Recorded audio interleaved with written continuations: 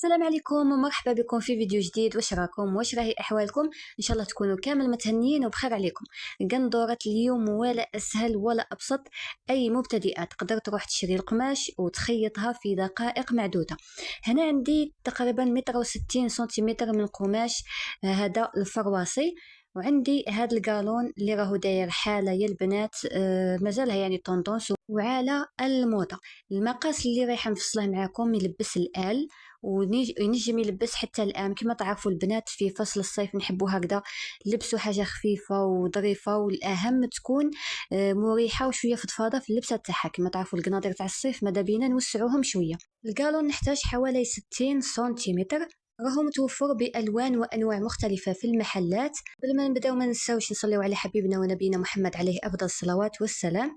شوفوا هنايا عندي هذه يلا ليزيغ تاع القماش في الجانبين، هذا الطول تاع القماش وهذا عرض القماش. رايحه نجيب لا ليزيغ مع لا ليزيغ، شوفوا نحط بهذا الشكل، يعني الجوانب تاع القماش نحط بهذا الشكل، يعني رايحه نطوي على 2 ثم على 4 بهذه الطريقه. بالنسبه لنوعيه القماش وكذلك الالوان فتبقى لكم على حسب الرغبه تاعكم، ديروا واش تحبوا نتوما. هنا كما راكم تشوفوا طويت القماش على 2 ثم على 4. هذا القماش يعني حتى هو شباب، كما راكم تشوفوا جاي هكذاك شغل فيه هكذا تكميشات، هذا الفرواصي. كذلك يجي عريض على القماش تاع النوار تاع الفيسكوس. شوفوا فيه قريب 38 سنتيمتر، قريب 38 سنتيمتر في العرض نتاع القماش، وهو مطوي على 4. دائما رايحه نفصل من الجهه المغلقه اكيد. دائما نتاكدوا انه القماش راهو عندنا مطوي بالتساوي. ممكن في بعض الاحيان تكون جهه طالعه على جهه ولا يكون هكذا عوج، يعني ماشي نيشان. دائما تحاولوا تتاكدوا ان القماش راه عندكم مطوي بالتساوي باش الفصاله تخرج لكم سوا. كذلك المقاسات شوفوا تتاكدوا انه ما راهاش جهه طالعه على جهه. الرقبه رايحه ندخل ب 8 سنتيمتر ونهبط تقريبا ب 6 سنتيمتر. نعين النقطه ونرسم حردة الرقبه هذه بالنسبه للجهه الخلفيه نتاع القندوره. هذا الموديل من اسهل الموديلات، راح يجي الكتف مع الكم ديريكتو ملاصق، يعني في صاله وحده ما يشقاش باش نفصلوا الكم وحده. هنا رايحه ندير في الطول تقريبا 34 ونصف، 34 ونصف سنتيمتر. من هذيك النقطه هبطت ب5 سنتيمتر ميلان الكتف مع الأكمام. شوفوا نربط بين النقطتين بخط مستقيم. يعني هذا الموديل أي مبتدئة اللي تكون جامي فصلت تروح تفصل هذا الموديل، نأكد لها باللي رايحة تنجح فيه. يعني هذا من أسهل وأبسط الموديلات تاع القناضير. هنا دورات الكم نهبط، شوفوا تهبطوا من 20 حتى ل 23، يعني كل وحده وكيفاش تحب. راح نهبط تقريبا 22 ونصف بهذا الشكل. كما تعرفوا نحبوا هكذا حاجه فضفاضه شويه. هنا دورات الصدر، يعني من هذيك النقطه دخلت دوره الصدر عندي 28 سنتيمتر. هنا اللي تحب توسع لها الاختيار 28. رسمت من هذيك النقطه لخط الصدر خط مستقيم، وهنايا كذلك هبطت تقريبا 15 سنتيمتر بخط مستقيم، ودخلت ب 2 سنتيمتر في دوره الخصر. من هنا كشغل نميل هكذا، شوفوا ترسموا كشغل حردة ولا تميلوا بهذه الطريقة. من نقطة دورة الخصر نهبط هكذا حتى نخرج في عرض القماش. أكيد الطول الكلي أنا ديما نعينه في الأول، تعينه مسبقا. الطول الكلي زائد حق الخياطة تاع الكفة من 2 حتى ل 5 سنتيمتر. 5 سنتيمتر من الأحسن ديما نقول لكم وفيو، لأنه في بعض الأحيان ممكن يخرج لكم ديفو في القص ولا في القماش ولا. الرقبة الأمامية هبطت ب15 سنتيمتر، تهبطوا من 15 حتى 16، ومن ثم دخلت بخط مستقيم ب3 سنتيمتر. فهمتوني بنات؟ كملت رسم حردة الرقبة الأمامية كما شفتوا. وهنا نهبط تقريبا ب4 سنتيمتر، ندير فتحة، يعني راح ندير فتحة في هذاك المكان. هنا كنقيس تقريبا 20 ونصف، نديرو حتى ل 21 سنتيمتر. يعني البنات شوفوا الرقبة الأمامية كما قلت لكم تهبطوا من 15 حتى 16 سنتيمتر، 16 مليحة. من هذيك النقطة 16 تدخلوا للداخل تاع القماش ب3 سنتيمتر، يعني ولا تدخلوا على حسب العرض نتاع العرض تاع القالون اللي رايحين تستخدموه. فهمتوني البنات؟ انا دخلت ب3 سنتيمتر، من بعدها كملت هذاك الرسم تاع حردة الرقبة. وفي الاسفل هذيك الفتحة هبط ب4 سنتيمتر. ان شاء الله يا ربي الشرح يكون واضح.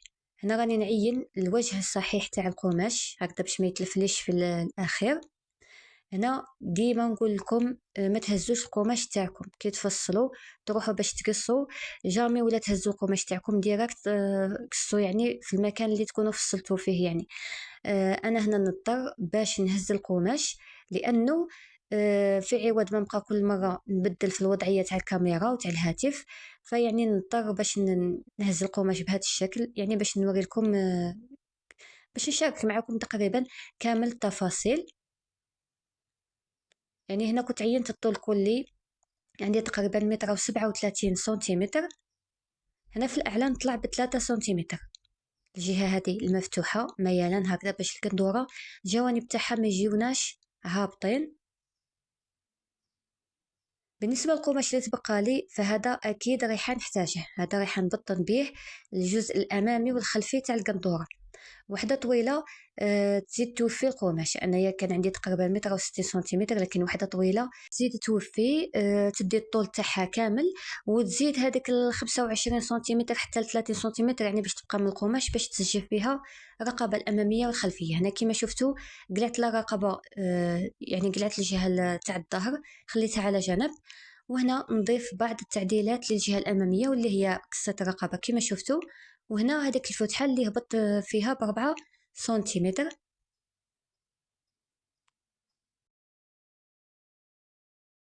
القماش هذا اللي تبقى لي نسجف به رقبة. نبدأ أولا بالرقبة الخلفية. هنايا قطعة من القماش مطوية على 2، وحطيت فوقها الرقبة الخلفية وهي مطوية على 2. الجهة المغلقة للقماش فوق الجهة المغلقة للقماش كما شفتوا. هنا راني نرسم حردة الرقبة، وكذلك هكذا شوية من الكتف. هذه هي القطعة اللي رايحة نسجف بها الجهة الخلفية. شوفوا هنا خليت 4 أصابع في الأسفل، تعينوا نفس المسافة ولا تعينوا مسافة 6 سنتيمتر، 6 ولا 7 سنتيمتر، وتقصوا بهذا الشكل. هذه القطعة نسجف بها الرقبة الخلفية.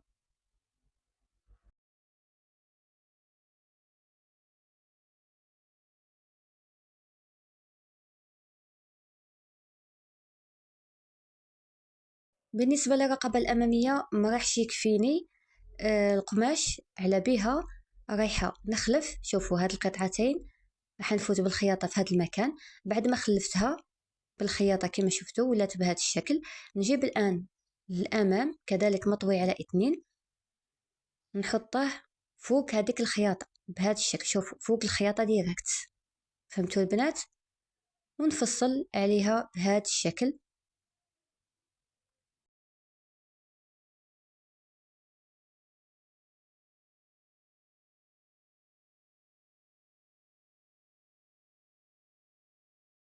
كذلك هذه الفتحة شوفوا بهذه الطريقة. هنا كذلك راح نخلي 4 أصابع. يعني شوفوا قلعت الرقبة الأمامية، والآن راني نكمل التفصيل تاع القطعة اللي راني نسجف بها. خليت كذلك 4 أصابع في العرض نتاع القطعة، تحصلت على هذه القطعة اللي راح نسجف بها الرقبة الأمامية. أنا فقط نقص هذه الزيادة هكذا باش نتحصل على شكل متناسق.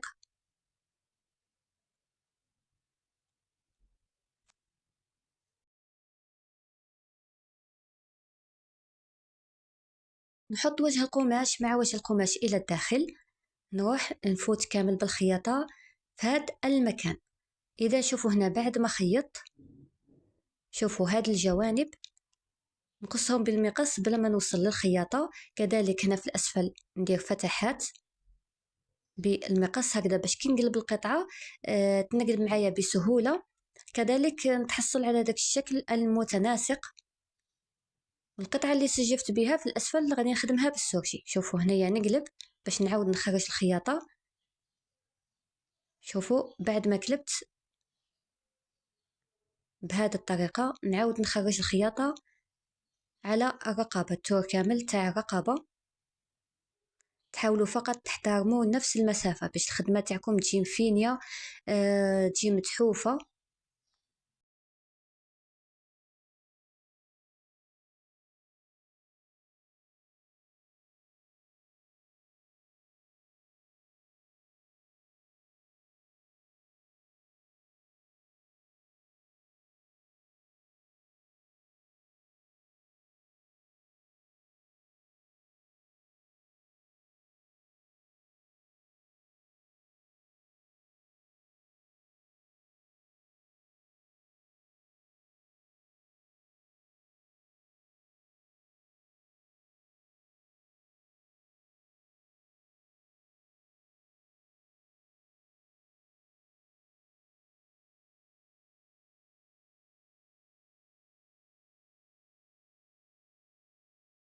نتني الكالون الى الداخل تقريبا 1 سنتيمتر للداخل، ونبدا الخياطه في هذا المكان. هنايا نسيت ما قلت لكمش تعينوا المنتصف، يعني رقبه طويوها على 2 باش تعينوا المنتصف. هنايا رجعت طويتها القطعه على 2 باش عينت المنتصف تاعها، وهبط تقريبا بشبر يعني قيس 20 سنتيمتر. نحط القالون في هذا المكان، كي نوصل هذيك النقطه تاع 20 سنتيمتر ندور بهذاك القالون باش نخيط الجهه الاخرى بهذه الطريقه، تشكلوا هذاك المثلث بهذا الشكل.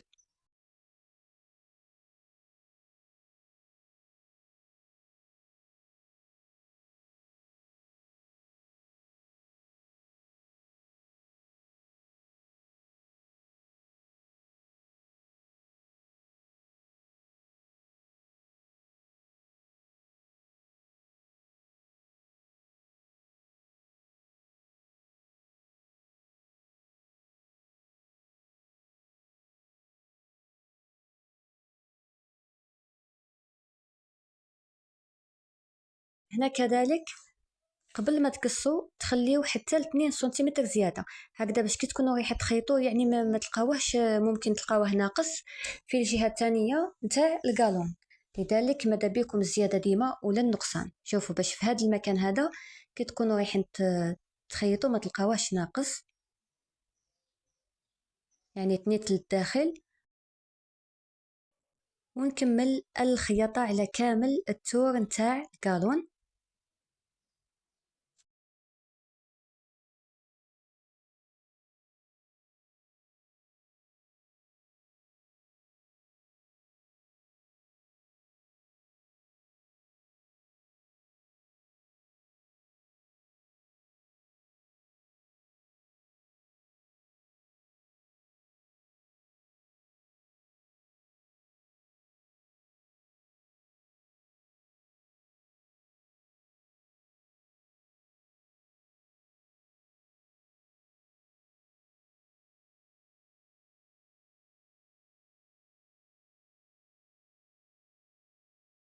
نتحصل على هذا الشكل. شوفوا هنايا الرقبة الخلفية، نجيبوا الأمام. شوفوا هنايا القطعة اللي سجفت بها الرقبة الأمامية درت لها السورجي من الأسفل، يعني كنت قبل درت لها السورجي عاد وخيطت هذاك القالون.